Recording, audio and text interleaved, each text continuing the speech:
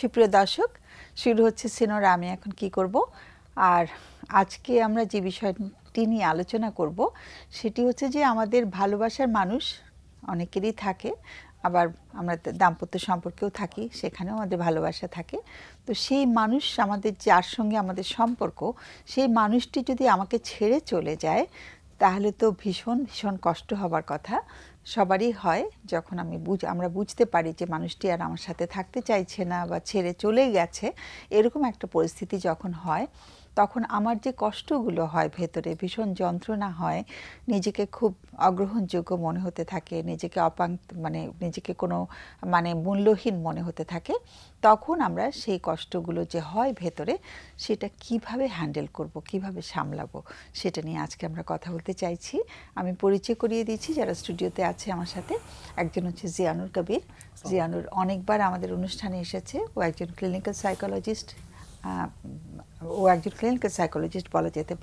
বলা যেতে পারে না, সেই ডিগ্রি ও নিয়েছে বা ট্রেনিং নিয়েছে। একই সাথে ও পরিচালক হিসেবে কাজ করছে হিউম্যান রাইটস ডেভেলপমেন্ট সেন্টারে, যেটা মোহাম্মদপুরে অবস্থিত। ওকে, তোমাকে স্বাগত অনুষ্ঠানে। বলেছি তো তোমার ইয়েটা, ডেজিগনেশনটা ঠিক মতো, হিউম্যান রাইটস ডেভেলপমেন্ট সেন্টার। হ্যাঁ, আর আরেকজন হচ্ছে তারানা আনিস। তারানা তো কাজ করছো এভার কেয়ার হসপিটালে। তারানা সিনিয়র সাইকোলজিস্ট হিসেবে কাজ করছে এভার কেয়ার হসপিটালে এবং ভালো কাজ করছে দুজনেই। আমি দুজনকেই আজকে আমরা অনুষ্ঠানে পেয়েছি। তো কাকে দিয়ে শুরু করব? হ্যাঁ, বলতে পারি আমি। তুমি you want to start first? আচ্ছা, ঠিক আছে, বলো। আমাদের আজকের যে বিষয়, এই ভালোবাসা হচ্ছে মানুষের জীবনের অন্যতম একটা গুরুত্বপূর্ণ আবেগীয় বন্ধন।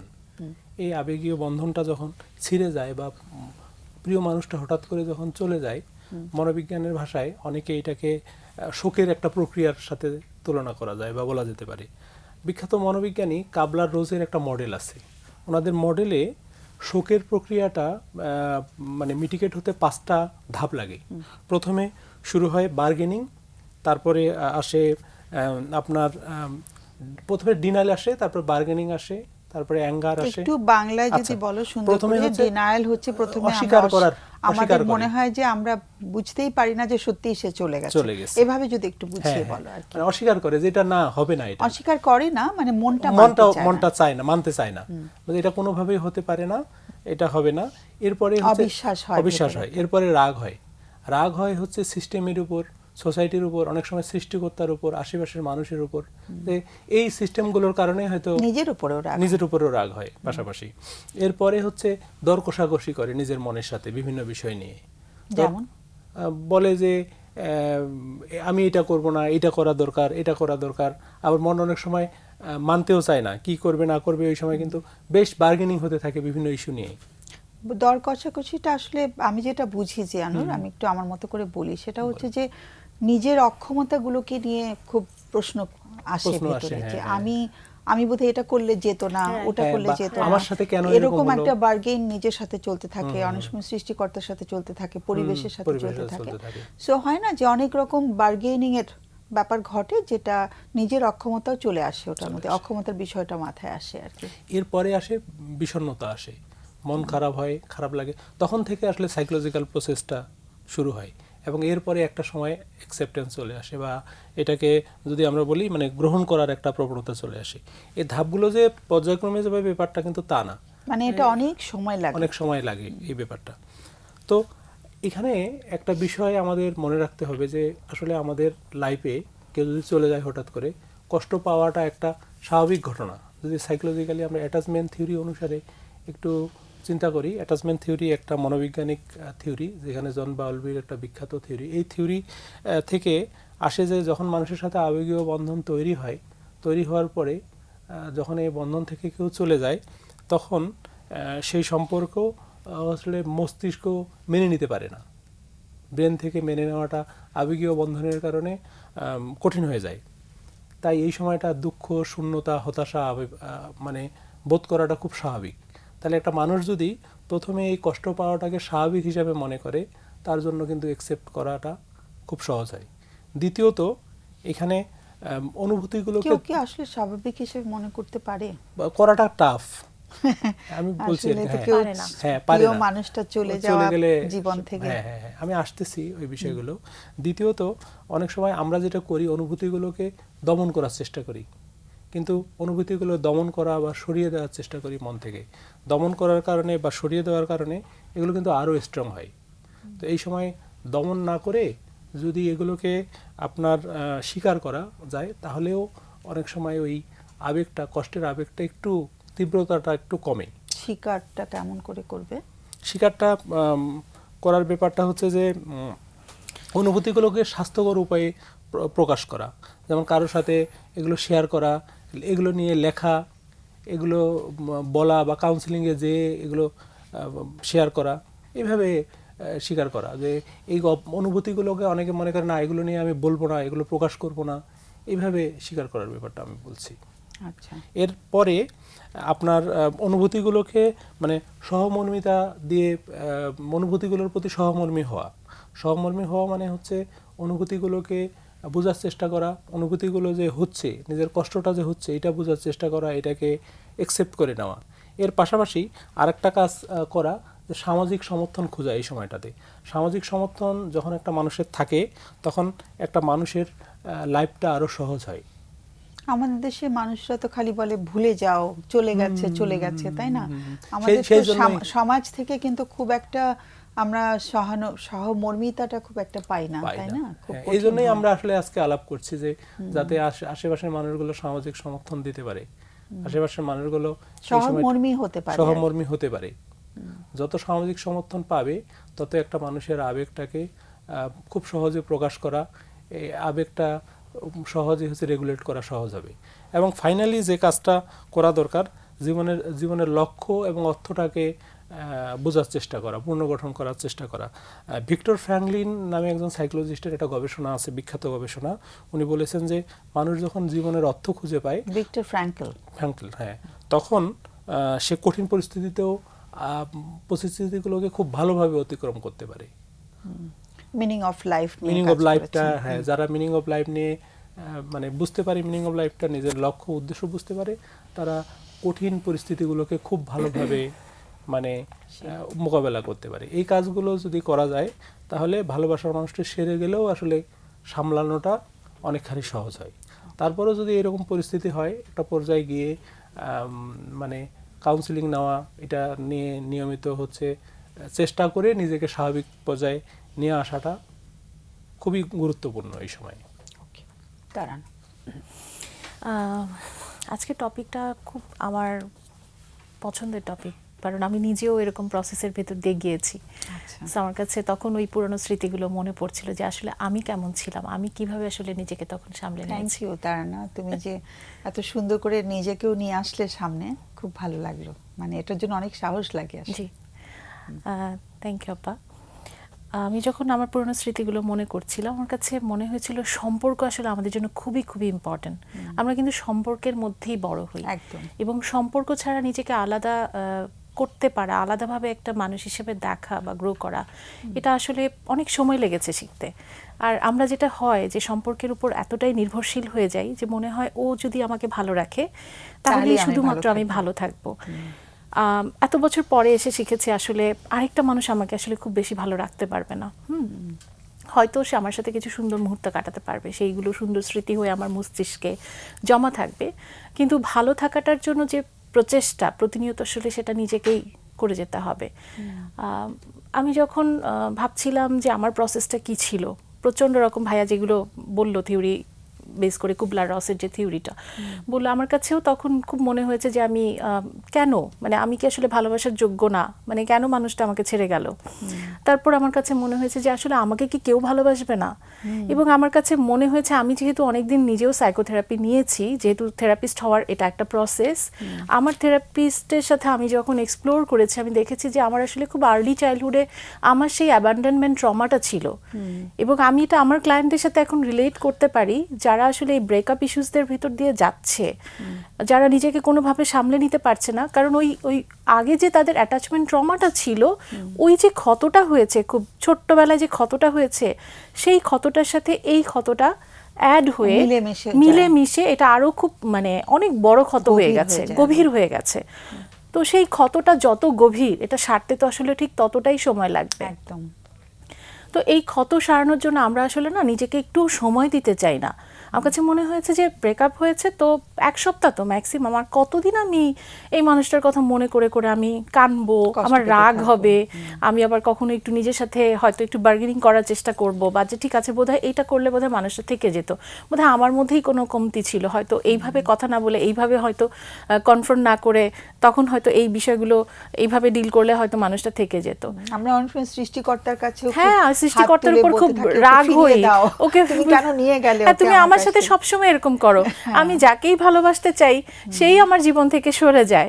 তো এই সৃষ্টিকর্তার উপর কিন্তু অনেক সময় রাগ হই, আবার অনেক সময় ওই সময়টা গিল্টও লাগে যে না, সৃষ্টিকর্তার উপর তো রাগ করতে পারি না, কারণ আমাদের কন্ডিশনিংটা এমন হয়েছে আমরা তো সৃষ্টিকর্তাকে শুধু মানে পজিটিভলি দেখতে পারি, কিন্তু অনেক সময় যে সৃষ্টিকর্তার সাথে আমার যে সম্পর্ক, সেখানে তো রাগ অভিমানের একটা সম্পর্ক থাকতে পারে। তো যে তুমি আমার সাথে এই অবিচারটা করেছো, তুমি শৈশবেও আমাকে সেই অ্যাবান্ডন ট্রমার ভেতর দিয়ে আমাকে যেতে হয়েছে, সেটাও তুমি একটু যদি বুঝিয়ে বলো। হয় না যে অনেক সময় আমরা আমাদের মা বাবা আমাদেরকে যেই প্রসেসের মধ্যে বড় করে, সেই জায়গায় অনেক সময় তারা শারীরিকভাবে প্রেজেন্ট থাকলেও অনেক সময় মানসিকভাবে যে আমাদের সাথে একদমই কানেক্টেড থাকে না। হয়তো শুধু তারা আমাদেরকে প্রোভাইড করছে, হয়তো আমাদের খাওয়া পড়া, আমাদের একটা ভালো স্কুলে নিয়ে যাচ্ছে, টিচার রেখে দিচ্ছে, ভালো কাপড় চোপড় দিচ্ছে, কিন্তু এই যে একটা মানসিক বন্ধন তৈরি করার যে জায়গাটা, সেই জায়গাটায় মা বাবা দুইজনই হয়তো অ্যাবসেন্ট থাকছে। সেখান থেকে না শিশু হিসেবে যখন বড় হতে থাকে, ওই মানুষটার মধ্যে হয় কি যে না, আমার মা তো আমাকে অনেক সময়ের জন্য কাজে চলে গিয়েছে, অনেক সময়ের জন্য আমাকে রেখে কাজে চলে গিয়েছে, বা অনেক সময়ের জন্য উনি আমার ব্যাপারে খোঁজ খবর নেয়নি, তখন শিশু মনে কিন্তু বাবার সাথে কোনো মনোমালিন্য হয়েছে, আমার উপরেও রাগ হয়েছে, আমাকে ছেড়ে চলে গেছে। তো ওই অনেক ঘটনায় আসলে শিশু মন যেভাবে বিষয়টা পারসিভ করে আপা, ওর ব্রেইনের মধ্যে তখন একটা রিজেকশন বা একটা অ্যাবান্ডন ট্রমা তৈরি হতে থাকে। তো সেই মানুষটাই যখন পরবর্তীতে অ্যাডাল্ট লাইফে যে আরেকটা প্রাপ্তবয়স্কের সাথে সম্পর্ক যুক্ত হয়, তখন না ওই যে আর্লি চাইল্ডহুডে যে ট্রমাটা ছিল, ওইটা আবার নতুন করে ফেরত আসে। এবং তখনকার কষ্ট, যেটা যেহেতু রিজলভ হয়নি, আবার এখনকার কষ্ট, দুটা মিলেমিশে আসলে খুব একটা কঠিন পরিস্থিতির ভিতর দিয়ে নিয়ে যায়। তো এই জায়গায় আমার কাছে মনে হয়েছে যে ওই সময়টা না আসলে নিজের অনুভূতিগুলোর সাথে একটু বসা। আমার ভেতরে রাগ হচ্ছে, গিল্ট হচ্ছে, প্রচণ্ড রাগ হচ্ছে, খুব কষ্ট হচ্ছে, প্রচণ্ড সারপ্রাইজড হচ্ছে, আমি সব রকমের মিক্স ফিলিং ওই সময় যে হবে বডির মধ্যে সেন্সেশনগুলো, এগুলোকে একটু অবজার্ভ করা, কারণ বডি কিন্তু তখন খুব হাইপার ভিজিলেন্ট অবস্থায় থাকে এবং নার্ভাস সিস্টেমটা খুবই ডিসরেগুলেটেড অবস্থায় থাকে। ওই সময় নিজেকে যদি জোর করে কোনো একটা কাজ করানো, বা হয় না যে একটু ঘুরে বাইরে চলে গেলাম, একটু ঘুরে আসলাম, বা আরেকটা রিলেশনশিপে তাড়াতাড়ি এঙ্গেজ হয়ে গেলাম, সো অনেক সময় না আমরা অনেকে তাই করে, বলে না যে আরেকটা সম্পর্কে চট করে জড়িয়ে যায়, এটা আসলে খুবই ডিস্ট্রাকশন, ওটা ভোলার জন্য। ওই মানুষটার কাছ থেকে এতটা পেইন পেয়েছে যে ওই পেইনটা প্রসেস না করে আরেকটা কিছু দিয়ে নিজেকে ব্যস্ত রাখা, এটা আসলে হেল্প করে না। এটা আসলে যে মানুষ হিতে বিপরীত হয়, যে মানুষটার সাথে আবার সম্পর্কে জড়ায়, সেই মানুষটার জন্যও আসলে এটা আসলে কোনো হেলদি সম্পর্ক না, এবং যিনি আমি হয়তো যদি কোনো কারণে জড়িয়ে পড়ি, সেটা আমার জন্যও হেলদি হবে না। ওই সময়টা নিজের ভেতরকার প্রসেসগুলোকে একটু বোঝা, একটু সময় দেওয়া, নিজের প্রতি খুবই কাইন্ড হওয়া, এবং সবচেয়ে বড় কথা যেটা বারবার আমার সাথে যা হয়েছে সেটাকে বলা। আমি যত বেশি এটাকে এক্সপ্রেস করতে পারবো, যত বেশি আমি এটাকে অ্যালাউ করতে পারবো, তত বেশি আসলে আমার একটা ভেন্টিলেশন অথবা আমার একটা ভেতর থেকে রিলিজ হবে। এছাড়াও অনেক রকমের গ্রাউন্ডিং টেকনিক্স আছে, এটা লিখে যদি আমরা কেউ ইউটিউবে সার্চ দিই, নার্ভাস সিস্টেম রেগুলেশন টেকনিক বা গ্রাউন্ডিং টেকনিক, এগুলো অনেক কিছু আছে যেটা আসলে বডিটাকে গ্রাউন্ডেড রাখতে হেল্প করে। সেটাও যদি আমরা একটু প্র্যাকটিস করি, এটা আমাদেরকে হেল্প করবে। তুমি তো একেবারে শেষ পর্যন্ত বলে ফেললে, এটা আমরা আরেকটু পরে বলতে চাচ্ছিলাম, তুমি একেবারে এত সুন্দর করে শুরু থেকে শেষটা বলে দিলে। থ্যাংক ইউ আপা। হ্যাঁ, সো আসলেও এটা মানে আমাদের আজকে তো জানি না, পরে রোজার পরে আমাদের আর প্রোগ্রাম, আমাদের 2 মিনিট আছে, এরপরে বিরতির সময় হয়ে যাবে। আর একটু কিছু অ্যাড করবে? আর না হয় জিয়ানুরকে যদি কিছু অ্যাড করতে চায়, জিয়ানুর আর কিছু অ্যাড করতে চাও? আমি মোটামুটি বলে ফেলেছি। তারা না যে ব্যাপারটা বললো, মানে হয় কি, যখন এরকম খুব ট্রমাটিক অবস্থা থাকে, যন্ত্রণার মধ্যে থাকে, তখন পিছনের ব্রেনটা মানুষের বেশি অ্যাক্টিভেট থাকে, এবং সামনের ব্রেনটাও কম অ্যাক্টিভেট থাকে। ইমোশনাল ব্রেন Emotional brain, পেছন হ্যাঁ, সামনে হ্যাঁ। বললে তো পিছনের মানে ইমোশনাল right. পিছনের ব্রেন বললেই মানুষ বুঝে, আবার ওইখানে লিম্বিক সিস্টেম বললে আরো কঠিন হয়ে যাবে। মানে যেটা হ্যাঁ। আমাদের আবেগীয় যে- brain, আবেগীয় আবেগীয় ব্রেন, brain, হ্যাঁ, যেখান limbic থেকে system যেটা, আবেগগুলো তৈরি হয় বা হ্যাঁ, আবেগগুলো তৈরি হয়, ফিল বা করি লিম্বিক আমরা। সিস্টেম, ইংরেজিতে লিম্বিক সিস্টেম বলে, আর আমরা আবেগীয় আধার বলতে পারি। তো এই ব্রেনটা খুব অ্যাক্টিভেট থাকে, এইটা ব্রেন খুব বেশি উদ্দীপ্ত থাকে। উদ্দীপ্ত থাকলে কি হয়, বিভিন্ন ধরনের মানে কর্টিসল, অ্যাড্রিনালিন নামক যে নেগেটিভ হরমোন যেগুলো বের হয়ে Harmful যেগুলো হার্মফুল আর কি। হরমোন, এবং শরীরটাকে খুব উদ্দীপ্ত করে। তখন হাত গরম হয়ে যায়, হাত পা গরম হয়ে যায়, অস্থির লাগে, ছটফট করে, ঘুম হয় না। এই জন্য তারা না তো গ্রাউন্ডিং এর কথা বললো, গ্রাউন্ডিং বা এই ধরনের কিছু মাইন্ডফুলনেস টেকনিক আছে, এগুলো করলে ওই লিম্বিক সিস্টেমের জায়গাটা আস্তে আস্তে কিন্তু স্থির হয়। এবং তারপরে হচ্ছে সামনের ফ্রন্টাল লোবের সাথে একটা, সামনের যে ব্রেনটা আছে যেটাকে ফ্রন্টাল লোব বা আপনার যেটা যুক্তি, যে মনটা আমাদের যুক্তির যুক্তি মন, হ্যাঁ, ধরে রাখতে যুক্তির মন, সাহায্য বা করে। যেটাকে বলে হচ্ছে চিন্তা বা সিদ্ধান্ত নেওয়ার যে ব্রেনটা, এই ব্রেনটার অ্যাক্টিভিটি তখন বাড়ে। তখন কিন্তু সিদ্ধান্ত নেওয়াটা অনেক বেশি ইজি হয় মানুষের জন্য। তো এছাড়া আমরা এবং যদি খুব আপা আমি যদি জাস্ট হ্যাঁ, আরেকটা sure. বিষয় অ্যাড করি, ভাইয়া যেভাবে বলছিল, ওই সময় না আমরা নিজেকে খুবই প্রেসার করি যে কেন এত সময় কেন লাগবে, যুক্তি খোঁজার চেষ্টা করি। হ্যাঁ। ওই সময় আসলে আমরা যদি আবেগীয় তারতম্য যখন আমার শরীরের মধ্যে আমি অনুভব করছি, তখন আমি যদি খুব বেশি যুক্তির খণ্ডন করার চেষ্টা করি এবং নিজেকে প্রমাণ করার চেষ্টা যেটা করি যে আশপাশের মানুষও করে, তাই মানুষও না? করে, এবং আমি নিজেকে কোনোভাবে ভালনারেবল হওয়ার পারমিশনই দেই না, বিকজ আমার সোসাইটিতে আমার কন্ডিশনিংটা এমন ভাবে হয়েছে যে এত তো ভালনারেবল হতে পারি না। এই মানুষের কাছে আমার একজনকে এত নিয়ে পাওয়ার এতদিন চলে ধরে গেল, পড়ে আছো। হ্যাঁ, এই মানুষ আমার এত পাওয়ার নিয়ে নিল যে আমি তার জন্য একেবারে মরে পড়ে আছি, কিছুই করতে পারছি না, নিজের কাছেও না কেমন শেম লাগে। সো এই সময়টাতে নিজেকে আসলে অনেক বেশি যুক্তির জায়গা থেকে না বোঝার চেষ্টা করা, নিজেকে আসলে কাইন্ড হওয়া, নিজেকে আসলে ভালনারেবল হওয়ার একটা পারমিশন দেওয়া, এবং আরেকটা এবং যেটা যথেষ্ট কান্নাকাটিও করা। কান্নাকাটি করা, অনেক বেশি কান্নাকাটি করা। যত বেশি কান্নাকাটি হবে, অনেক মানুষ আছে আমরা কাঁদতেও পারি না, এতই ব্লকড হয়ে থাকি যে ভালনারেবল হতে যে পারি না। ছোটবেলায় যে বাবা মা বলছে এত কাঁদো কেন, হ্যাঁ। থামো এবার। সেইখান থেকে হয়ে গেছে।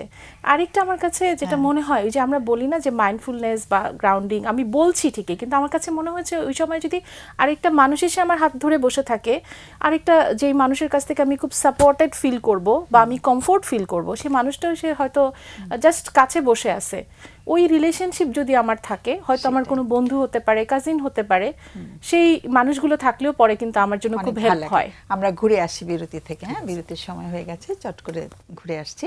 সুপ্রিয় দর্শক, ছোট্ট করে বিরতিতে যাচ্ছি, বরাবরের মতন ফিরে আসছি একটু পরে সিনোরা আমি এখন কি করব অনুষ্ঠানে।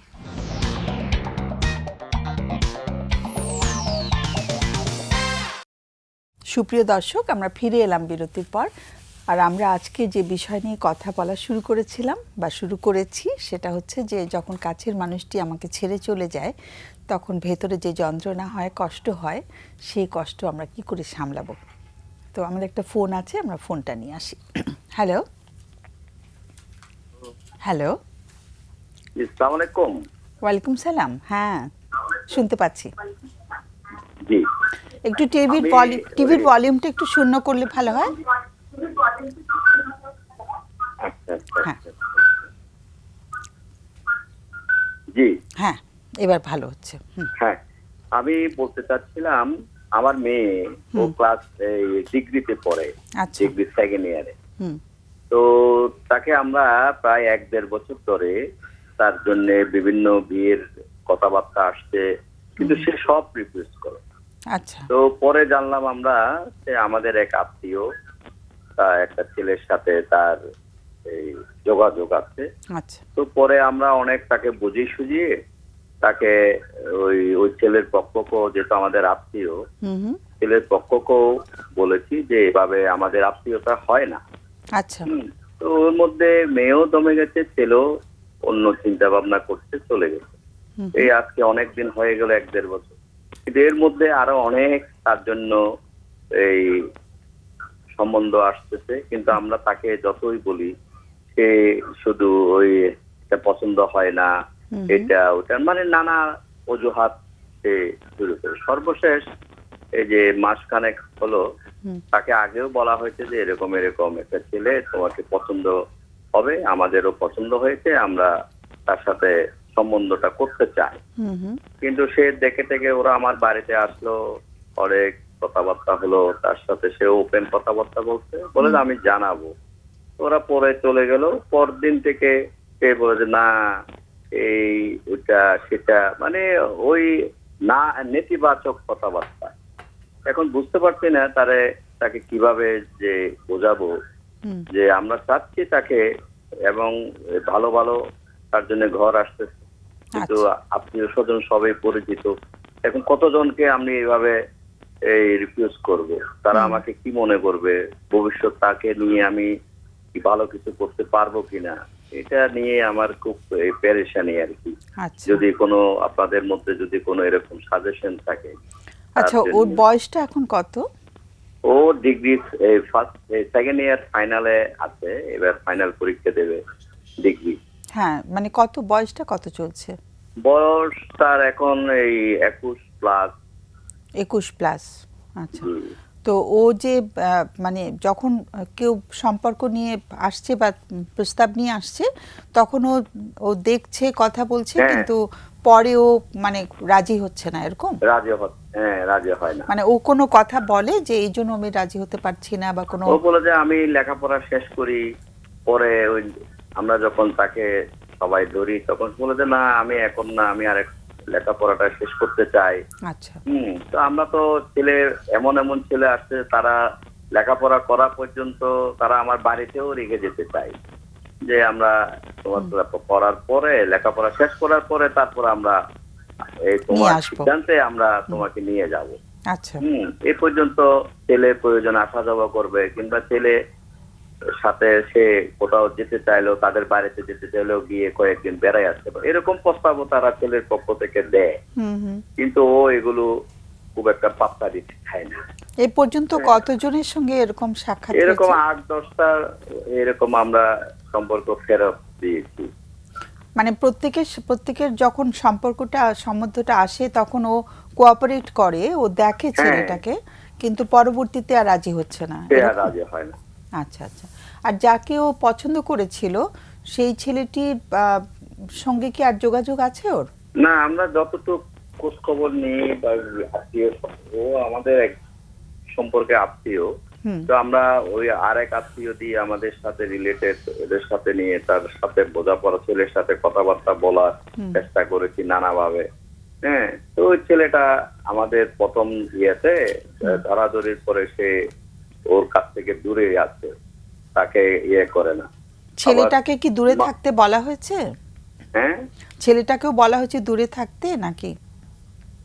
না, এটা আমরাও বলেছি, সে নিজেও বলে, এক সময় এসে বলতেছে ঠিক আছে আমি ওর সাথে আর কোনো ধরনের যোগাযোগ রাখে না। ওই ছেলে মাঝখানে বলছিল সে মাঝে মাঝে আমাকে ফোন দেয় অন্য নাম্বার থেকে, এই সেই, তো বলে যে আমি তার সাথে কথা বলি না। কে ফোন দেয়? হ্যাঁ, ফোনটা করছে কে? ছেলেটা করছে না মেয়েটা করছে? ওই ছেলেটা ফোন করে বলে আর কি। মেয়ে বলছে যে ছেলেটা ফোন করে। হ্যাঁ, তো আচ্ছা। আমরা বলছিলাম তাহলে ফোন করলে আমাদের ধরাই দিস, মাকে অথবা আমাকে, আমরা কথা বলি। বলে যে সে অন্য নাম্বার থেকে হঠাৎ হঠাৎ কখন ফোন করে। বা আমরা তো তখন ঘরেও থাকি না হয়তো, এরকম। অথবা সে কলেজে গেল, তাকে ফোন করলো। তো পরে আমরা জানতে পারলাম ছেলেটা আসলে ফোন করে না, সেরকমও আমরা জানতে পারলাম। কিভাবে জানা গেল সেটা? ওই যে ওই ছেলের বন্ধু বান্ধব, আমাদের আত্মীয়, অন্য আত্মীয় স্বজনকে দিয়ে আমরা এই চেষ্টা করছি আর কি কথা বলার জন্য, যে ছেলেটা এরকম করে কিনা, বা এই মেয়ের সাথে সে যোগাযোগ আছে কিনা, করে কিনা। ওই ছেলের ব্যাপারে মানে ফ্যামিলির খুব একটা পছন্দ হয়নি ছেলেটাকে নাকি? মানে আমরাই পছন্দ করতেছি না। কি কারণে? এই ছেলেটা আমাদের আত্মীয়, একেবারে অন্যরকম একটা আত্মীয়, তার সাথে আসলে আমাদের এই ফ্যামিলির সাথে হয় না। আচ্ছা, মানে যেহেতু পরিচিত আত্মীয়, সেই জন্য ঠিক মনে হচ্ছে যে দুজনের আর একটু সম্পর্কের দিক দিয়ে মানে আমাদের হয় না। আচ্ছা, ওকে, এটা একটা সমস্যা। মেয়েটা কি ওইটা থেকে কোনো কষ্ট আছে ওর মনে হয়? হ্যাঁ, মেয়েটার কি কোনো কষ্ট আছে? ও যেহেতু পছন্দ করেছিল ছেলেটিকে, মেয়েটার কি কোনো এটা ওই প্রথম অবস্থায় সেই ইন্টার পাস করার পর থেকে হুম তো এই ওই ছেলেটার সাথে নানা কারণে আমাদের এই পারিবারিক ব্যস্ততার নানা কারণে তাকে ওই যে টাউনে কয়েকবার নিয়ে আসা যাওয়া করছে। হুম হুম তখন থেকে তাদের মধ্যে একটা এই সম্পর্ক তৈরি ভালো হয়েছে। লাগা হয়তো গড়ে উঠছে। হ্যাঁ কিন্তু আমাদের এমন আত্মীয়, সেটা তার সাথে এরকম আমাদের আত্মীয়টা প্রকাশ্যে আমাদের করার কোনো সম্ভব না। আচ্ছা ওকে। সো এখন সে যেটা যেটা অসুবিধা হচ্ছে যে অনেক সম্বন্ধ আসছে, কথাবার্তাও হচ্ছে, দেখাশোনাও হচ্ছে, কিন্তু মেয়েটা রাজি হচ্ছে এটা না। পরে নানা অজুহাতে এটা হবে না, ওই বারবার বলে যে আমি লেখাপড়া করি, আমি পড়া শেষ করি, হুম এটাই এখন বলে। একটু অপেক্ষা করতে কি অসুবিধা লাগছে কোনো? কারণ খুব মাত্র তো 21 হয়েছে, এখনো তো অনেক অসুবিধা বলতে আমরা চাচ্ছি একটা ভালো, এত ভালো ভালো ঘর আসে, পরে তো এই ঘরগুলো আমরা হয়তো নাও পেতে পারি। তখন আমাদের আর বারবার রিফিউজ করার কারণে আমাদের আত্মীয় সমাজের মধ্যে হয়তো একটা এই খারাপ মেসেজ যাবে যে এই মেয়েটার জন্য যে যান আপনারা বা যাবেন, কোনো ছেলে আগ্রহ করতে আসতে, তাহলে অন্যরা হয়তো তাকে বাধা দেবে যে কি লাভ কি। ওকে। সেটা আমরা মনে করতেছি আর কি। হ্যাঁ, ওর এমনি কার সঙ্গে ভালো, মানে ওর ভাই বোন কতজন? ওর ছোট বোন আছে, ওর ছোট বোন ও ও ইন্টারে পড়ে। আচ্ছা, 2 বোন ওরা? হ্যাঁ 2 বোন, আর আমার একটা বাচ্চা আছে ছোট, সে এখনো ছোট। আরেকটা ছোট বাচ্চা আছে, ওটা কি ভাই না বোন? হ্যাঁ ভাই। আচ্ছা, ও অনেক ছোট? 6-এ পড়ে। 6-এ পড়ে। আচ্ছা, একদমই ছোট না তাহলে। হ্যাঁ একদম তো ছোট না, ও তো স্কুলে যাচ্ছে হ্যাঁ আর কি। 6-এ পড়ে। হুম, ওকে। এমনিতেও সে ওদের সাথে খুব বেশি এত ইয়েতে থাকে অত বেশি ইয়ে করে না? না, ও ওর মতো করে ও থাকে। একটু একা থাকতে লেখাপড়া। ভালোবাসে? হ্যাঁ একা থাকতে ভালোবাসে? একা থাকতে ও মার সাথে থাকে, কখনো একাও থাকে, এখন একাই থাকে। আচ্ছা, মানে ও কি বাসার মানুষের সাথে খুব একটা ইন্টারঅ্যাক্ট করে না এরকম? না বাসায় তো থাকে সবাই, তো না না, সবার সাথে- ইন্টারঅ্যাকশনের কথা বলছি, মানে মন খুলে কথা বলা, মানে হইচই করা, মানে ও কি একটু নিজেকে আলাদা করে রাখে? মেয়েটা হ্যাঁ। ও ও তো ওই আলাদা রুম আছে ওদের হুম ঘরে, ও আলাদা। 2 বোন অনেক সময় একই রুমে থাকে, অনেক সময় ও একা থাকে। কথাটা বুঝতে হ্যাঁ পারিনি। আচ্ছা আর সব সময় বেশিরভাগ সময় ওই ঘরের ভিতরে বসে থাকে। আচ্ছা আচ্ছা ওকে। ওই কলেজে গেলে গেল, নাহলে বাইরে গেল। হুম হুম হ্যাঁ আচ্ছা, পড়াশোনায় কেমন করছে? পড়াশোনা ওই যে মোটামুটি এমনি ঘরে মোটামুটি নর্মাল সবার সাথে কথাবার্তা বলে। হুম। ওকে, একটু লাইনে থাকতে হবে। হ্যাঁ। মানে প্রশ্নটা কি যে ওকে কিভাবে রাজি করানো সম্ভব, এটা তো অবশ্য আমাদের জন্য বলা একটু কঠিন হবে। তো একটু লাইনে থাকতে হবে, আমাদের অতিথিদের প্রশ্ন থাকতে পারে। তোমার প্রশ্ন আচ্ছা আমরা একটু শুনি। আমি আমার প্রশ্ন ছিল, আপনার মেয়েটা কি একটু মনে হচ্ছে ওর কোনো গোল আছে পড়াশোনা শেষ করে ও কিছু হ্যাঁ, ওর করতে ছোট বোন চায়? আছে। না না, ছোট বোনের কথা বলছি না, মানে কোনো নির্দিষ্ট একটা কাজ করা, হতে পারে কোনো চাকরি অথবা হতে পারে কোনো বিজনেস। ও পড়াশোনাটা শেষ করে ও কি ওর জীবনের জন্য ও লক্ষ্য নির্ধারণ করেছে কিনা, বা এটার ব্যাপারে আপনার কিছু জানা আছে না, কিনা? সে বলে যে আমি চাকরি করব, এরকম বলে। আপনার অভিমত কি? ও যদি এই যে পড়াশোনা শেষ করে ও যদি চাকরিতে যেতে চায়, এই জায়গায় আপনি এটাকে না, কিভাবে আমি তো দেখেন? সেটা চাই, এবং আমরা চাচ্ছি তাকে বিয়েটা দিয়ে তারপরে সে লেখাপড়াও করুক, এবং সেরকম ঘরও আসতেছে, ছেলেও আসতেছে। আমরা ছেলের সাথে এরকম কথাবার্তা বলি যে মেয়েটা লেখাপড়া শেষ করতে হবে। আপনার মেয়েটার কি একটা ভালো সাপোর্টিভ সিস্টেম, মানে ওর কোনো বন্ধু বান্ধব আছে? মানে হয় না, মেয়ে বান্ধবীও তো থাকতে পারে। হ্যাঁ মেয়ে বান্ধবী আছে, তাদের সাথেও কি মন খুলে কথা টথা বলা, বাইরে ওগুলো যাওয়া, তেমন আমার ঘোরাফেরা ওরা করা? এত বাড়ি ঘরে আসে না। আচ্ছা হ্যাঁ খুব একটা আমার বাড়ি ঘরে আসে না, এমনি ওই যে বাইরে গেলে হয়তো ওদের সাথে দেখা টাকা হয়, ওরকম জড়াজড়িও না বান্ধবীদের সাথে। আচ্ছা আচ্ছা। আপা অবশ্য জিজ্ঞেস করেছে, তারপর এই প্রশ্নটা আবার আমি একটু করি। ও যে ওই সম্পর্কটা থেকে কেউ বের হতে পেরেছে, ওইখান থেকে যে কষ্টটা, অর্থাৎ সম্পর্কটা যে এখন আর নাই, ওটা থেকে কেউ বের হতে পেরেছে পুরোপুরি মনে হয়? এটা আমাদের কাছে এরকম মনে হয়, আবার সে নিজে আবার ওর মাকে একবার বলছে, আমরা যখন এই একের পর এক সম্পর্ক আসতেছে, বলে যে আরেকটা ছেলের কথা বলে যে অমুক জায়গায় এই ছেলের সাথে আমার যোগাযোগ আছে, ও অনেক ভালো হয়েছে। তো আমরা বলি যে তাকে নিয়ে আসো, আমরা দেখি, কথা বলি, তুমি কিরকম তোমার ছেলে পছন্দ করছো, তার সাথে কথা হচ্ছে, আমাদের সামনে নিয়ে আসো, আমরা একটু কথা বলে দেখি। আনে না, বলে না। এই একবার বলছিল। বুঝতে আর পেরেছি। কোনো প্রশ্ন আছে? জিয়ানের প্রশ্ন আছে? না, প্রশ্ন নেই, বুঝতে পারছি কেসটা। ওকে, তো ও কি একটু একটু মন খারাপ থাকে? হ্যালো, তেমন মন খারাপ ওরকম বোঝাও যায় না। তো ওই সারাক্ষণ ঘরের ভিতরে বসে থাকে, বইপত্র পড়ে, ক্লাসের বই টই পড়ে। এখন সামনে তার পরীক্ষা, এটা নিয়ে আবার কি পরীক্ষা চিন্তা করে। দেবে ও? এখন কি পরীক্ষা ও সামনে ডিগ্রি আছে? সেকেন্ড ইয়ারে ফাইনাল পরীক্ষা দেবে আচ্ছা আচ্ছা, ও কলেজে পড়ছে, বিশ্ববিদ্যালয়ে পড়ছে না? কলেজে। কলেজে পড়ছে। বিশ্ববিদ্যালয়ে কি ট্রাই করেছিল? না, তার পয়েন্টে কভার করে নাই, এই জন্য আচ্ছা, ডিগ্রি করতে। কোনো সাবজেক্ট নিয়ে পড়ছে? না, আচ্ছা, মানে ডিগ্রি পড়ছে আর কি। হ্যাঁ, বুঝতে হ্যাঁ। পেরেছি। হ্যাঁ, আর এমনি পড়াশোনা কেমন ওর? ওই মাঝামাঝি লেভেলে। এসএসসিও এসএসসি 4 পয়েন্ট পেয়েছিল, ইন্টারও আচ্ছা, এরকম পেয়েছে, ওই গ্রেডে আর কি। ওকে। এমনি মনটা কি ভালো থাকে ওর, নাকি একটু বিষণ্ণ থাকছে? বুঝতে পারে না বলেছে। না, মন থাকে, মন থাকে। এখন আমি তো দূরে থাকি, আমি কিছুদিন পর পর যাই, আচ্ছা, এমনি আচ্ছা। কথাবার্তা বলে সব ওরা রকম। কোথায় তাহলে? ফ্যামিলি কি আলাদা থাকে? হ্যাঁ আচ্ছা, ওরা ঢাকার বাইরে কোথাও থাকে? হ্যাঁ হ্যাঁ, আচ্ছা আচ্ছা, তাহলে সবসময় দেখা হচ্ছে না। আমার সাথে হয় না, ও মা তো সার্বক্ষণিক। জাস্ট একটা লাস্ট প্রশ্ন, আমার এটা কাছে খুব ইম্পর্টেন্ট মনে হয় প্রশ্নটা, যে ওর মা বাবার বন্ধুত্বটাও কেমন দেখছে? না, বাবার সাথে না, ওর নিজের মা বাবার বন্ধুত্বটা, ওর মানে আমি বলবো যে আপনার স্ত্রীর সাথে আপনার সম্পর্কটা, মানে বন্ধুত্বটা কেমন, ও যেটা বাচ্চারা দেখে বড় হয় সব সময়। এখন মার সাথে তো এই সারাক্ষণ থাকে, বিভিন্ন না না তর্ক না, আমি বিতর্ক করে। আপনার স্ত্রীর সাথে আপনার যে বন্ধুত্বটা, সম্পর্ক। আপনারা হ্যাঁ। দুজন কি ভালো বন্ধু? আপনি আর আপনার স্ত্রী ভালো হ্যাঁ বন্ধু? হ্যাঁ হ্যাঁ আচ্ছা, হ্যাঁ, আমরা তো মেয়ের সাথেও কথা বলতে চাই সবকিছুই। না আমি সে যে কোনোটা আমাদের বলে না বলে।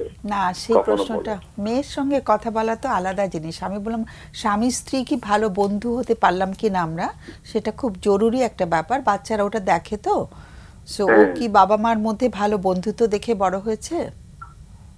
হ্যাঁ হ্যাঁ, আমাদের মধ্যে ওরকম কখনো তো কোনো ইয়ে নাই যে তারা এগুলো থেকে বিরূপ কিছু শিখবে, আচ্ছা, এরকম কখনোই না। মানে আমাদের তো স্বামী স্ত্রী সবসময় তো আর আমরা হ্যাঁ। ভালো ভালো মুডে থাকি না, আমাদের তো কিছু কিছু তো সুবিধা হয়, না, তাই না? আমাদের মধ্যে ওরকম যে বাচ্চাদের নিয়ে বাচ্চাদের সামনে বা কোনো এরকম ঝগড়াঝাটিও কখনো হয় না। আচ্ছা আচ্ছা, ওকে। স্ত্রী কোথায়? স্ত্রী কি আছেন পাশে, আশেপাশে? এখন আমার পাশে নেই। আচ্ছা, উনি তো একসঙ্গে তো, তাহলে দুজন বোধহয় দুই দুই দুই শহরে, না? হ্যাঁ হ্যাঁ, আচ্ছা আচ্ছা, তাহলে ওনার কাছ থেকে একটু শুনতে পেলে ভালো হতো আমাদের, হয়তো আরেকটা উনি হয়তো আরেকটা আরেক জায়গায় একটু আলোকপাত করতে পারতেন। ঠিক আছে, আমরা আলোচনা করছি তাহলে, কেমন? অনেক অনেক ধন্যবাদ আমাদের ফোন করার জন্য, এবং আমাদের মেয়েটার জন্য আমাদের শুভকামনা যে থাকবে। আমি আপনাদের এই অনুষ্ঠান অনেকদিন ধরে দেখি, এই জন্য খুব আগ্রহ হলো Thank আমার you. এই বিষয়টা আপনাদের জানানো। Thank you so much. জি, আসসালামু আলাইকুম। খুব ভালো লাগলো ফোনটা, মানে আমরা ফোন পেয়েছি, যে আমাদের ফোন একটু কম আসে আজকাল। অনেক অনেক ধন্যবাদ। তো বলতে চাও? তুমি তো কিছু প্রশ্ন করেছো, প্রশ্ন যেহেতু আমি জেনেছো বলতে পারি, কিছু। কিন্তু আমি আবার একটা শঙ্কা বোধ করছি উনি আসলে এটা কিভাবে নেবে আর কি। আপনি যিনি ফোন করেছিল, বাবা আসলে খুবই একটা সোশ্যাল প্রেশার ফিল করছে, সামাজিকভাবে একটা চাপ অনুভব করছে, এবং ওই চাপের কারণেই মনে হচ্ছে যে এখন যদি না দেই, এই ভালো ভালো বিয়েগুলো পরে আর আসবে না। এখন আসলে বোঝা যাচ্ছে যে পাত্রপক্ষরা বেশ অনেক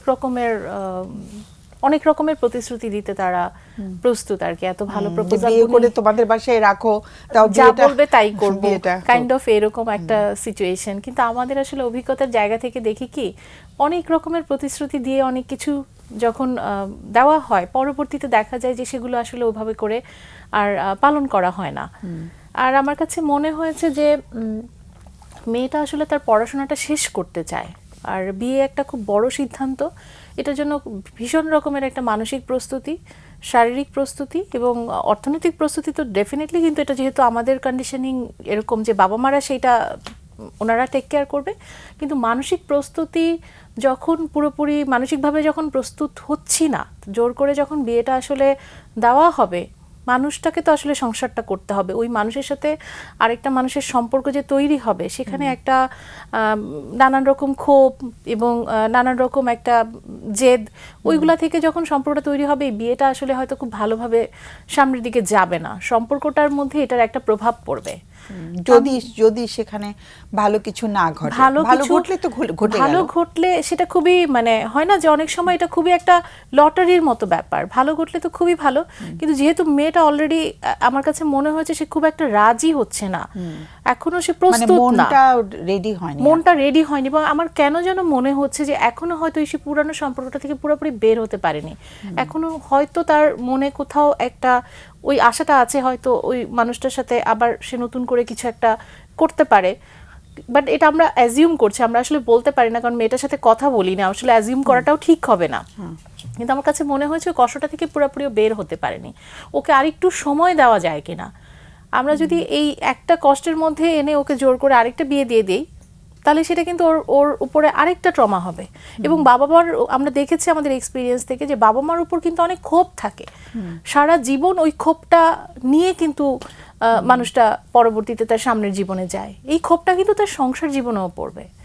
সেই জায়গায় আমি বলবো যে একটু যদি ওকে বোঝার চেষ্টা করা যে ওর ভেতরে আসলে কি হচ্ছে। সোসাইটির চাইতে তো আপনার সন্তান আপনার কাছে বড়, আপনার সন্তান আপনার কাছে বড়, আপনার সন্তানের কষ্টটা আপনার কাছে ইম্পর্টেন্ট, আপনার সন্তানের ভালো লাগা মন্দ লাগে সেগুলো জায়গায় যদি একটু বেশি গুরুত্ব দেওয়া যায়, আপনার সন্তানের সাথে আপনার যে সম্পর্ক সেই জায়গাটা আসলে ডেভেলপ করবে।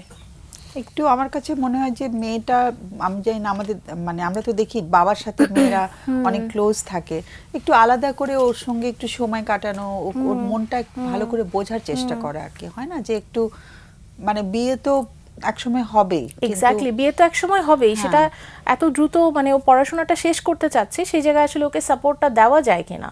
সেটাই এমন তো হতে পারে আসলে আপা বাবার বাড়িতে যে জিনিসটা পাচ্ছে, যত ফ্রিডমটা পাচ্ছে, এটা কিন্তু আরেকটা বাড়িতে গেলে ওর কিন্তু একটা দায়িত্বের জায়গাটা আসবেই।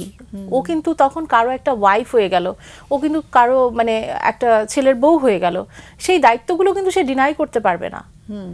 সেই দায়িত্বের চাপে ওর কিন্তু এই যে একটা লাইফে ও যেভাবে অভ্যস্ত সেই জায়গাগুলো কিন্তু কম্প্রোমাইজ করতে হবে, যতই আসলে প্রমিস করা হোক না কেন, রিয়েলিটি কিন্তু আসলে সেটা করতে দিবে না। মানে সেটাই, মানে ওর ভেতর থেকে হ্যাঁটা আসাটা খুব জরুরি আর কি। মানে আমি বাবাকে খুব প্রশংসাই করব যে উনি বুঝতে পেরে ব্যাপারটা মানে মানে হয় না যে উনি বুঝতে পেরেই তো ফোনটা করেছেন, তো সেই জন্য বাবার অনেক প্রশংসা পাওয়ার যোগ্য যে উনি ওনার মেয়েটাকে উনি কষ্ট দিতে চাইছিল না, যে মেয়েটা যে ঠিক মতো মন থেকে আসছে না এটা বাবাও কিন্তু অনুভব করছেন, যার জন্য উনি ফোনটা করেছেন। তো যেটা হচ্ছে যে বাবার সঙ্গে মেয়ের যদি আরেকটু আত্মার সম্পর্কটা বাড়ানো যায়, একটু মা করে ওর সঙ্গে সম্বোধন করেন হয়তো উনি, হয় না যে মা বাবার সঙ্গে মেয়ের যদি আরেকটু ঘনিষ্ঠ হয়ে একটু জানার চেষ্টা করা যে মা তোমার ভেতরে কি হচ্ছে, তুমি কি আমাকে বলবে না মাকে বলবে, আর তুমি যখন রেডি হবে তখন সেটা আমরা বুঝবো কেমন করে যে তুমি রেডি হয়েছো। সো হয় না কিছু প্রশ্ন ওকে করা এবং ওর আত্মার কাছে একটু মনটার কাছে একটু কাছাকাছি অনেক বেশি কমিউনিকেশন বাড়ানো, নিজেদের মধ্যে অনেক বেশি যোগাযোগ বাড়ানো, অনেক বেশি কথা বলার একটা সুযোগ তৈরি করে দেওয়া, কথা বলার একটা জায়গা তৈরি করে দেওয়া। মনে হচ্ছে একটু আইসোলেটেড করে মানে থাকাটাই বেশি সে প্রেফার করছে। সেটাই। আর একটা ব্যাপার হচ্ছে কি, ওকে একটা পরিবেশ দেয়া এবং এইভাবে বলা যে তুমি যদি বলো, এটা ওর মা বলতে পারে যে এটা আমি গোপন রাখবো, তুমি খুলে বলতে পারো আমাকে, এটা বাবাও বলতে পারে, বাবা বলতে পারে, মাই বলতে পারে, কোনো কথা সব সময় মেয়েরা বাংলাদেশের যে পরিবেশ অনেক সময় বাবার কাছে বলতে স্বাচ্ছন্দ্য বোধ করে, কিন্তু বাবার সাথে মেয়েদের খুব ভালো সম্পর্ক পায় হয়। হ্যাঁ, এটা বলতে পারে, মা বলতে পারে বা বাবাও বলতে পারে, যার সঙ্গে বেশি সম্পর্ক, এবং একটা পরিবেশ নিশ্চিত করে বলবে যে গোপন রাখবো, তুমি একটু বলো, ওর মনের কথাটা শুনে ওই অনুসারে প্ল্যান করা। হয়তো ও কোনো কারণে হোক, আমার কাছে যেটা মনে হচ্ছে সামাজিক বা পারিবারিক চাপের কারণে যখন ছেলেগুলো আসছে তখন গিয়ে সামনে বসতেছে, কিন্তু ওর মন যখন চাচ্ছে না, ও ও ও হয়তো গিয়ে ওখানে অভিনয় করতেছে, কিন্তু পরে কিন্তু চাচ্ছে না, কারণ ও সিদ্ধান্ত নিতে পারতেছে না, সেটাই। তখন বলে ফেলতেছে, না করে ফেলতেছে, বা ওই যে ডিলে করাচ্ছে, দেরি করাচ্ছে, মানে ও আসলে চাচ্ছে না। কিন্তু ওর গোলটা বোঝাটা এখানে খুব গুরুত্বপূর্ণ, ও কি চাচ্ছে এবং কিভাবে সামনের দিকে যাবে, বিয়ে করার জন্য রেডি কিনা বা কবে করবে, এই ব্যাপারগুলো শুনে যদি সিদ্ধান্তটা নেওয়া যায় তাহলে আমার কাছে মনে হয় যে ভালো হবে। অথবা ও যদি সিদ্ধান্ত নিতে না পারে সেক্ষেত্রে আজকাল তো অনলাইনেও কিছু সেশনের ব্যবস্থা করা যায়, যদি কোনো মানে অনলাইন করো, অনলাইন বা কারো সাথে, মানে যদি ওই এলাকায় না থাকে সাইকোলজিক্যাল সাপোর্ট, আসলে যদি আমরা যদি বাংলাদেশেই থাকি আমার মনে হয় অফলাইনে সেশন করাটাই ভালো। সেশন করালে মানে কারোর ওই সাথে বসে, মানে ক্যামেরার ভেতর দিয়ে কথা বলাটা মানে আমার কাছে মনে হয় যেন যদি সুযোগ থাকে ফেস টু ফেসের আলাদা একটা অনেক অনেক বেশি ওটার আবেগটা মানে বুঝতে অনেক সহজ হয় আর কি। সবচেয়ে বড় কথা কানেকশনটা মেক করা অনেক ইজিয়ার হয়, ইভেন ইন্টারভেনশন মেক করাটাও তখন অনেক ইজিয়ার হয়। সেটাই, মানে আমি কখনোই অনলাইন সেশনটা অফলাইনের বিকল্প হিসেবে দেখি না আর কি। আমি বাবাকে বলতে চাই আপনি প্লিজ আপনার মেয়ের গোলটাকে, আপনার মেয়ের যে লক্ষ্য, ও যে নিজের জন্য লক্ষ্যটা নির্ধারণ করেছে সেই জায়গায় আরেকটু কিভাবে সাপোর্ট করা যায় সেটা যদি একটু ভেবে দেখা যায়, তাহলে আমরা সবাই ফিল করছি যে আরেকটু সময় ওকে দেওয়া আর কি। আমরা একটা ফোন আছে, ফোনটা একটু নিয়ে নিই।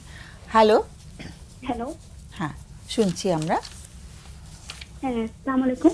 ওয়ালাইকুম সালাম, বলো। হ্যাঁ আমি কথা বলতে চাচ্ছিলাম আমার ভাইকে নিয়ে, বিশেষ করে আমার ভাইয়ের সমস্যাটা নিয়ে। হ্যাঁ হ্যাঁ অবশ্যই বলো। হ্যাঁ এই ক্ষেত্রে হচ্ছে আমরা এক ভাই এক বোন। আমার ছোট ভাই, সে এখন বয়স প্রায় মানে 26 বছর চলছে আর কি। আচ্ছা, ব্রিলিয়ান্ট স্টুডেন্ট, তার সবকিছুতেই খুব ভালো রেজাল্ট। আমার একটাই ভাই। আচ্ছা এখন 2016 সালের দিকে সে হঠাৎ করে সিজোফ্রেনিয়া রোগে আক্রান্ত হয়েছিল। আচ্ছা ওই সময় সে পড়ালেখা থেকে ডিস্ট্রাক্ট হয়ে যায়। মানে ও একটা খুব ভালো ইঞ্জিনিয়ারিং মানে চুয়েটে পড়াশোনা করে আর কি, ওখানে ত্রিপলিতে পড়ছিল সেকেন্ড ইয়ারে। আচ্ছা ও সেকেন্ড ইয়ারে কিছু এক্সাম দিতে পারেনি তখন সিজোফ্রেনিয়া রোগের কারণে। খুব বিষণ্ণ থাকতো, সবসময় মনে হতো কেউ একজন তার সাথে তাকে মানে অদৃশ্য কিছু সে দেখতো এরকম। আমরা তখন ট্রিটমেন্ট শুরু করে দিয়েছিলাম। ট্রিটমেন্ট শুরু করার কিছুদিন পরেই সে কেন জানি নিজে থেকে আবার বুঝতে পেরেছে যে সে যা দেখছে, যা অনুভব করছে সবকিছুই কল্পনা, এগুলোর বাস্তবতা নেই। এটা আমি তাকে বুঝাতে সক্ষম হয়েছিলাম। আচ্ছা ডাক্তার দেখানোর পর সবকিছু আমি হ্যান্ডেল করেছিলাম, বাহ। যেহেতু আমার মা বাবা দুজনেই বয়স হয়েছে। এরপর সে ধীরে ধীরে একটু সুস্থ হয়েছিল, বাকি পরীক্ষাগুলো সে দিয়েছিল।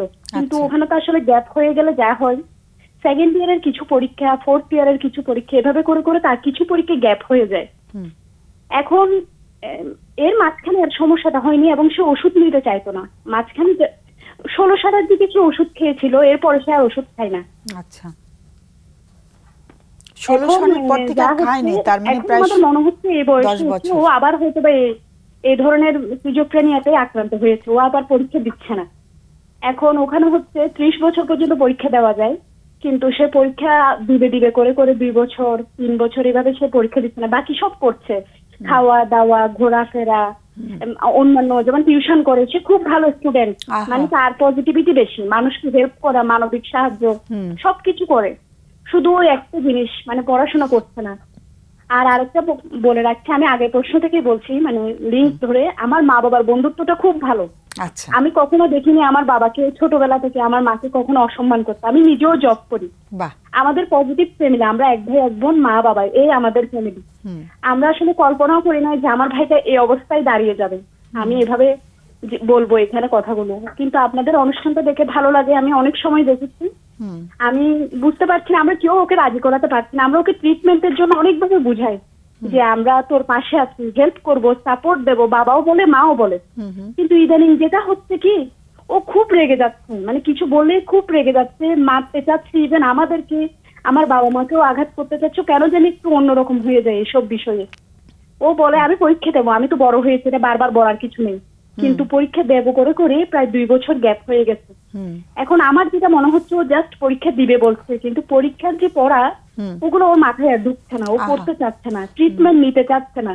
এখন ও তো একটা বয়স হয়েছে, ও তো আর ছোট না, ওকে আমরা জোর করে ধরে বেঁধে তো ট্রিটমেন্টে নিয়ে যেতে পারছি না, বুঝিয়ে যতটুকু করা যায় ওটা তো আমরা পারছি না। আমরা আসলে ব্যর্থ হয়েছি, আমরা কি করতে পারি সেটার জন্য আমি সমাধান চাচ্ছিলাম।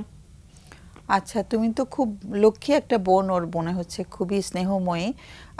ও তোমাদের পরিবারে কি মানসিক স্বাস্থ্যের কষ্টে ভুগছেন এরকম কেউ, মানে তোমাদের ইমিডিয়েট ফ্যামিলি না, আত্মীয় স্বজনের মধ্যে কেউ হ্যাঁ হ্যাঁ আছে? হ্যাঁ, আমাদের কিন্তু যৌথ ফ্যামিলি, হ্যাঁ আছে আছে, আচ্ছা। আমাদের কিন্তু আছে এরকম। আচ্ছা আমার আচ্ছা, চাচু আছে, আমার সবচেয়ে ছোট চাচা যিনি, উনি মানসিক বিকারগ্রস্ত। Okay. আছে এরকম 1-2 জন আছে, হুম হুম, একদম নেই তা হ্যাঁ, না। সেটাই। আর ওর যে ও কি 10 বছর ধরে তার মানে ওষুধ খাচ্ছে না তাই বললে? হ্যাঁ একদম খাচ্ছে না। ও 16 সালে যখন হয়েছিল, একদম মানে যখন নিজেকে সে কন্ট্রোল করতে পারছে না, তখন আমি বুঝিয়ে সুঝিয়ে ওষুধ খাওয়াতাম। আচ্ছা, খেতে খেতে একটা সময় গিয়ে সে বুঝতে পেরেছে যে না, এটা আমার একটা অসুস্থতা, এটা আমার যে জিনিসটা আমি চিন্তা করছি এটা বাস্তবতা না।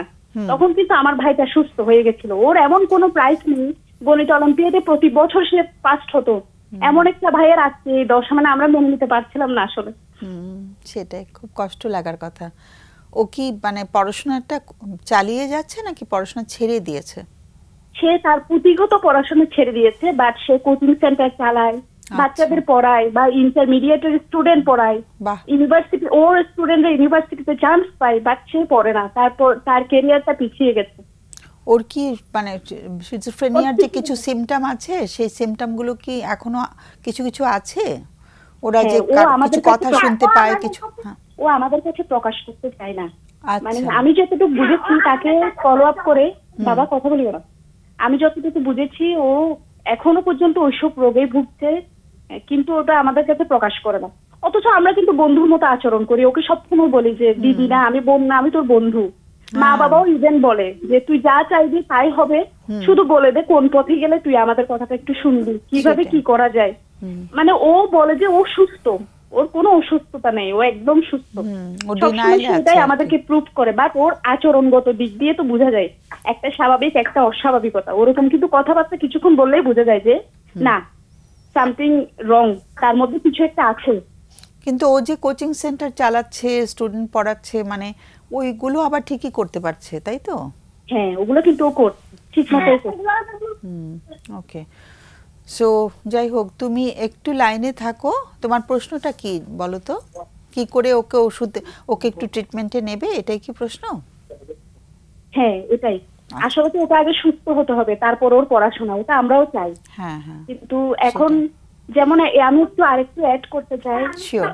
এই ধরনের অসুস্থতা আমি অনেকবার শুনেছি বা বিভিন্ন ধরনের গবেষণা পড়ে টড়ে পেয়েছি আর কি, যে এটা শেষ পর্যন্ত গিয়ে মানুষ সুইসাইডিয়াল ট্রাইও করে। এটা আমার খুব ভয় লাগে যে এই পর্যায়ে যেন ও না যায়, ও বেঁচে থাকুক, সুস্থভাবে বেঁচে থাকুক, এটাই একদম আমরা খুব চাই। সুন্দর বলেছো। ওকে সুইসাইডাল অ্যাটেম্প্ট তো কখনো করার কথা বলেনি, না, তাই না? 16 সালে কিন্তু সে ওর বন্ধুকে বলেছে, আমি শুনেছিলাম আচ্ছা, একবার আচ্ছা। বলেছিল যে কিভাবে মানে আত্মহত্যা করা যায়। ওই পথটা ও একদিন ওর বন্ধুকে জিজ্ঞাসা করেছিল, ওই তখন যখন ও বেশি অসুস্থ হয়ে গেছিল, নিজের মধ্যে নিজের সেটাই। কন্ট্রোল ছিল না, তখন হ্যাঁ, বলেছিল। এবং বয়সটাও যখন কম ছিল। কম ছিল, রাইট, ও সেটাই। তখন 16 কি 17 বয়স হবে। ওকে অনেক ভালোবাসো তুমি, খুব সুইট একটা বোন। খুব ভালো লাগছে তোমার মানে বোন হিসেবে তোমার যে স্নেহ ভালোবাসা, এটা Thank you. সত্যি ভীষণ মানে প্রেজ ওয়ার্দি। তুমি একটু লাইনে থাকো, আমাদের অতিথিরা প্রশ্ন করতে পারে কিছু। থ্যাংক ইউ ম্যাম, প্রশ্ন আছে? Thank you. প্রশ্ন বুঝতে পেরেছি। আমার প্রশ্ন একটা নেই। প্রশ্ন ছিল, মানে আপনার ভাই কি খুশি থাকে এই যে উনি কোচিং সেন্টার চালাচ্ছে, স্টুডেন্ট পড়াচ্ছে, উনি যে বাইরে বিভিন্ন কিছুর ভিতরে এঙ্গেজ হয়ে আছে, ওনাকে দেখে কি খুশি মনে হয় হ্যাঁ, যে এই ভীষণ কাজগুলো খুশি সে থাকে। এনজয় করছে? হ্যাঁ হ্যাঁ হ্যাঁ, এবং ও সে কি তার যখন কোনো ও কি করে, এই যে আমাদের চট্টগ্রামে বিভিন্ন ধরনের টুর্নামেন্ট হয়, সেখানে সে ইংলিশে কমেন্টারি করে আর কি। হ্যাঁ Oh, ওগুলো খুব wow. খুশি, সে বিভিন্ন জায়গায় বন্ধুদের সাথে ঘুরবে, খাওয়া দাওয়া করে, ও হয়তো বা ওখানের মধ্যে হ্যাপিনেসটাকে খুঁজে ফিরে নিজেকে যখন হারিয়ে ফেলে। আমার যতটুকু মনে হয়, আমার তাইকে আমি বোঝার চেষ্টা করি আসলে, মানে আমি তো সাইকিয়াট্রিস্ট না, আমি বোঝার চেষ্টা করি জাস্ট যে আমার ভাই কিসে খুশি হয়। দেখলাম না, ও যেহেতু খুব খুশি হতে চেষ্টা করে যে আমি এটা করলাম, একজনকে হেল্প করলাম, কাউকে রক্ত দিলাম, একজন রোগীকে, আমি খুব খুশি, এই ধরনের একটা হ্যাপিনেস ওর মধ্যে থাকে। সে কি এই যখন ধরনের ওকে অনেক নিজের সামাজিক জীবনটাকে উঠিয়ে নিতে বলি, ঠিক তখনই অন্যরকম হয়ে যায়। আচ্ছা আচ্ছা, সে কি এই ধরনের অনেক সামাজিক যে কার্যক্রমগুলো আছে এগুলোর মধ্যে সে নিজেকে যুক্ত রাখে?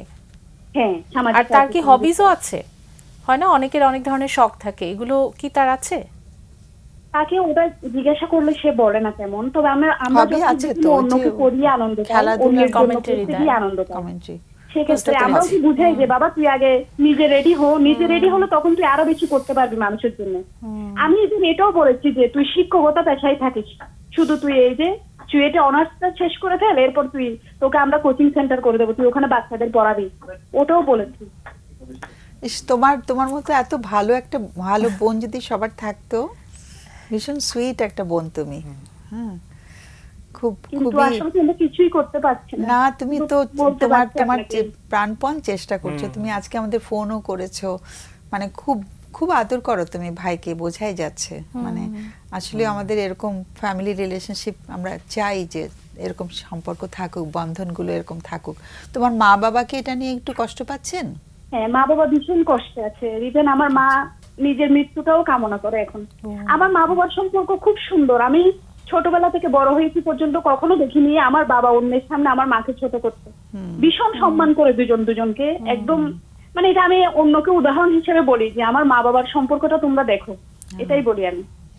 না, হয়তো বা ওই যে তুমি তো বললে একটা ফ্যামিলির হিস্ট্রি আছে, তো সো ওইটা হয়তো ফ্যামিলির মানে কোনো সম্পর্কের অবনতির কারণে না, ওর হয়তো জেনেটিক কিছু ট্রান্সফার হয়েছে আর কি, সেটার কারণে হতে পারে, যেটা তুমি বললে।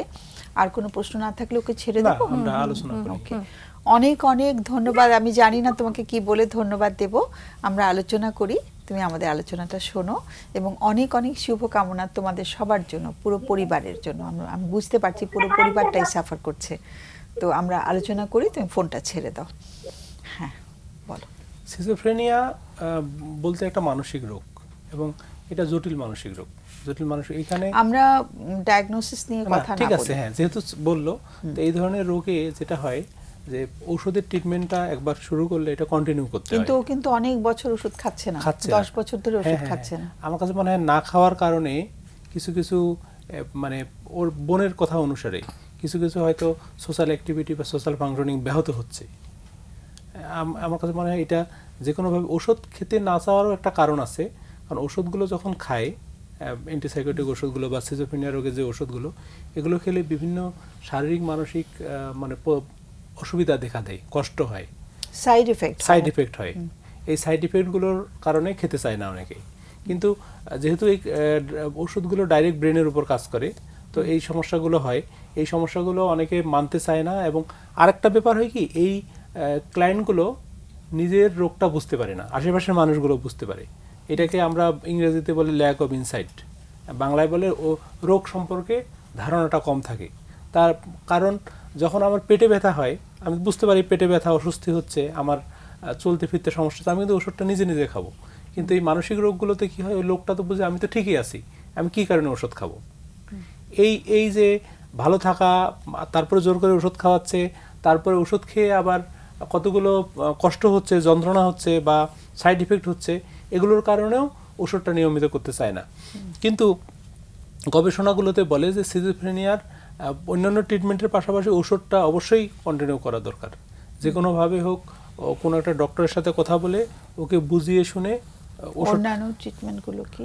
অন্যান্য ট্রিটমেন্ট হচ্ছে অনেক সময় ওরিয়েন্টেশন বা ইনসাইটটা ঠিক থাকলে কিছু সাইকোথেরাপিও করা যেতে পারে। মোটিভেশনাল ইন্টারভিউ বা মোটিভেশনাল মিলোথেরাপি, কিছু থেরাপি আছে যেগুলো করলে ওষুধের ব্যাপারে রাজি করানো যেতে পারে।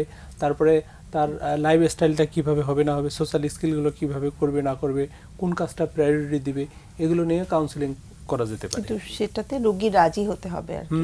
সেটাতে রাজি হতে হবে। কিন্তু হয় কি, এই ক্লায়েন্টগুলো আরেকটা গবেষণা আছে, বলে যে যদি কোথাও হসপিটালাইজও করে ওষুধ খাওয়ানো যায় কিছুদিন, অন্তত 3 সপ্তাহ ওষুধ খেলে ওষুধটা যখন আপনার শরীরের মধ্যে হয়ে যাবে, সেট হয়ে যাবে, এটাকে বলে হচ্ছে কি পিরিয়ড ভুলে গেলাম টার্মটা।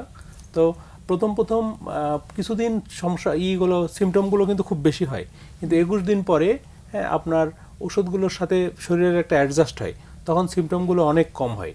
তখন যে নিয়মিত ওষুধগুলো খেলে অন্যান্য কাজ একসময় করতে পারে। এবং এখন তো গবেষণায় দেখা যায় যে ভালো ভালো ওষুধ আছে, এবং বাংলাদেশেও বেশ ভালো ভালো সাইকিয়াট্রিক ট্রিটমেন্ট আছে।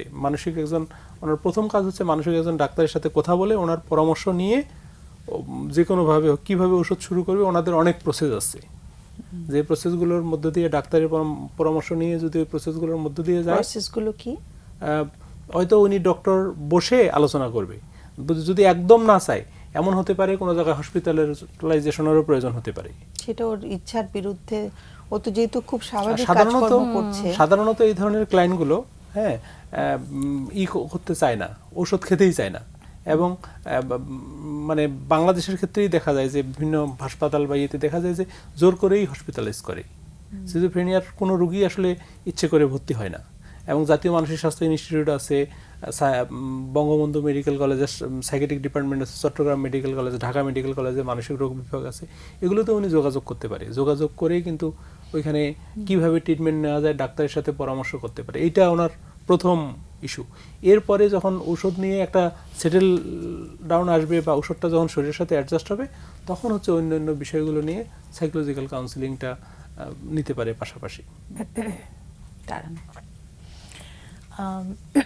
আমার ওনার বোনের কথা শুনে মনে হয়েছে আপনার ভাইয়ের social functioning, I mean social লাইফটা বেশ ভালো, সে বাকি সবকিছু খুব এনজয় করছে। এরকম কিন্তু আমরা আসলে পাই না। এবং আরেকটা এই কনভারসেশন থেকে আমার যেটা মনে হয়েছে যে ওনার ধারণা হচ্ছে, ওনার সন্দেহ হচ্ছে যখনই শুধু ওই এক্সাম দেওয়ার কথা বা পড়াশোনার ব্যাপারে ওনারা চাপ দিচ্ছে, তখনই আসলে ওর ভেতরে রাগ তৈরি হচ্ছে। এবং আমার কাছে মনে হয়েছে পড়াশোনাটা নিয়ে হয়তো ওর ভেতরে কোনো ব্লক কাজ করছে, বা পড়াশোনাটা করা বা এক্সাম দিতে যাওয়া, ওই প্রসেসটার ভিতর দিয়ে যাওয়াটার জন্য ওর ভেতরে হয়তো কোনো একটা ফিয়ার অথবা কোনো একটা হয় না একটা রেজিস্ট্যান্স, একটা বাধা ভেতর থেকে কাজ করছে। এবং আপনারা যখন বাইরে থেকে প্রেশারগুলো দিচ্ছেন ও তখন রেগে যাচ্ছে। আমি বলবো একটু, যেহেতু ছেলেটা অন্য দিক থেকে ও ভালো আছে, ওর ফ্রেন্ড সার্কেল আছে, ও তাদের সাথে এনজয় করছে এবং ওর বিভিন্ন ধরনের অ্যাক্টিভিটিগুলো চালিয়ে যাচ্ছে, সমাজসেবামূলক কাজ করছে, ও টিউশনই করছে এবং ওগুলো বেশ ভালো করছে এবং একটা কোচিং সেন্টার চালাচ্ছে। সেই জায়গায় হয়তো আপনাদের প্রত্যাশাটা হয়তো পূরণ করতে পারেনি। আপনারা যেহেতু খুব ভালো স্টুডেন্ট ছিল, কোনোভাবেই হয়তো নিজেকে মানিয়ে নিতে পারছেন না যে এত ভালো একটা স্টুডেন্ট হয়েও কেন এখন পড়াশোনা করবে না। কিন্তু আমার কাছে মনে হয়েছে যে এই জায়গাটা ওকে যত বেশি প্রেশার দেওয়া হবে, ও কিন্তু তত বেশি রেজিস্ট করবে, তত বেশি সে রেবেলিয়াস হবে, তত বেশি আপনাদের সাথে এটা সম্পর্কটা খারাপ করবে, আপনাদের দূরত্ব বাড়বে, তখন হয়তো নিজেকে সে আঘাত করে ফেলতে পারে। সো আসলে আপনারা কি ওই একটা জায়গায় ফোকাস থাকবেন কিনা? মানুষ তো আসলে জীবনে অনেক সময় তার গোলটা চেঞ্জ করে, মানুষ তার নিজের ইচ্ছে মতো কিন্তু অনেক সময় জীবনে একটা গোল সেট করতে চায়, হয়তো সেই গোলটা আপনাদের গোলের সাথে ম্যাচ করছে না। আমি বলবো যে একটু ওর জায়গায় নিজেকে রেখে একটু চিন্তা করা আর কি, ওকে একটু ওর মতো করে জীবনটা যাপন করতে দেওয়া যায় কিনা, এই জায়গায় আমি একটু বলবো, রিকোয়েস্ট করব। কারণ এই কথাটা শুনলেই কিন্তু বিরক্ত হয়ে যাচ্ছে, তাই না? আর পরীক্ষা দাও বা পড়াশোনা করো, এটাও নিতে পারছে না হয়তো, বা যেটা তুমি বললে খুব ব্রাইটলি আমার কাছে মনে হচ্ছে বলেছো যে কোথাও একটা ব্লকেট তৈরি হয়েছে, এবং ওর সাথে কিন্তু আপনাদের সম্পর্কটা খারাপ হচ্ছে। ও কিন্তু আস্তে আস্তে পরে দূরে সরে যাবে, একদমই দূরে সরে যাবে। এখন এটাও কিন্তু খুব একটা, আমার কাছে মনে হচ্ছে আমি কেন যেন ওই শিওরিটিটা পাইনি কনভারসেশন থেকে, যে আবারও সিজোফ্রেনিয়ার সিমটমস গুলো ওর ডেভেলপ করেছে। এবং ও আমার মনে হয় বুঝতে পারলাম না, হ্যাঁ এটা ঠিক বোঝা গেল না। ঠিক যেটা মনে হয়েছে, যখন এই বিষয়টা নিয়ে চাপ দেওয়া হচ্ছে ও খুব রাগারাগি করছে, ও তখন একটু এলোমেলো আচরণ করছে, খুবই স্বাভাবিক। এটা কিন্তু অন্যদের বেলাও কিন্তু আমরা দেখি, কোনো কিছুর জন্য যদি জোর করা হয় তখন কিন্তু সে একটু রাগারাগি করবে, সবাই তাই করি। তো এর মানেই এই না যে তার আবার সিজোফ্রেনিয়া ব্যাক করেছে, হতেও পারে ব্যাক করেছে, কিন্তু এটা খুব শিওর করে বলা যায় না তার ওটা ব্যাক করেছে। আবার আরেকটা যেটা আমি একটু দ্বিমত পোষণ করব, খুব জোর করে যদি এখন ওকে একটা কোনো রিহ্যাব সেন্টারে বা কোনো একটা সাইকিয়াট্রিক হসপিটালে ভর্তি করা হয়, ওটার জন্যও কিন্তু আপনাদের সাথে সম্পর্কটা আরো বেশি খারাপ হবে। সেটাই, যে তোমরা তোমাদের ইচ্ছা মতোই আমার জীবনটাকে তোমরা কন্ট্রোল করছো, সেই জায়গায় কিন্তু সেই ক্ষোভটা সে অনেকদিন নিজের ভেতরে রাখবে। তো এই জায়গাগুলো একটু চিন্তা করতে হবে। হ্যাঁ, সো নিজের প্রত্যাশাটা কমাতে হবে, নিজেদের প্রত্যাশাটা কমাতে হবে। হ্যাঁ, আর আমি মনে করি অনেক প্রশংসা করা উচিত ওকে। আমি জানি না, এটা জিজ্ঞেস করলে ভালো হতো যে ওকে প্রশংসাটা করা। আমার মনে হয় কন্ডিশনাল করা হচ্ছে, তুমি এইটা করো, পড়াশোনাটা করো, পরীক্ষাটা দাও, তোমাকে আমি এটা করে দিব, ওটা করে দিব, আর বেশি বেশি ভালোবাসবো। কিন্তু আমাদের এই কন্ডিশনাল যে লাভটা, এটা আসলে আমরা খুব করি, কিন্তু আমাদের যে নিঃশর্ত ভালোবাসা, যে তোমাকে আমরা ভালোবাসি, তুমি যেমন তেমন করে ভালোবাসি, তুমি আমাদের আমাদের জন্য ভীষণ প্রেশাস। আমি জানি না মুখে না বললেও ওকে ওটা অনুভব করতে দেওয়া হয় কিনা।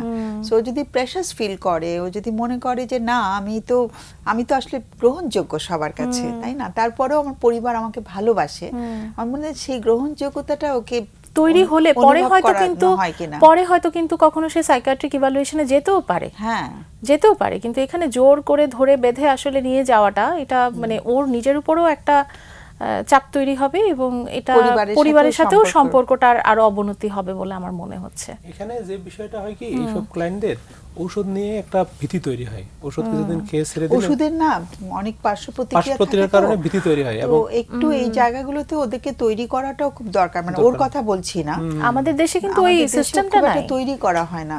সেটা ঠিক আছে, এই ধরনের সাইড এফেক্ট হতে পারে, তুমি এটাকে নিয়ে ঘাবড়ে যেও না, পরিবারকেও যথেষ্ট মানে এডুকেট করা, এই জায়গাগুলোতে একটু ঘাটতি আছে কিন্তু আমাদের মানে শিক্ষা চিকিৎসার এর মধ্যেও অনেক ঘাটতি থেকে যায়। অনেক সময় ওরা বলে যে আমার এত সাইড এফেক্ট হচ্ছে যে আমি ছেড়ে দিয়েছি ওষুধ খাওয়া, আমাদের কাছে বলে আর কি।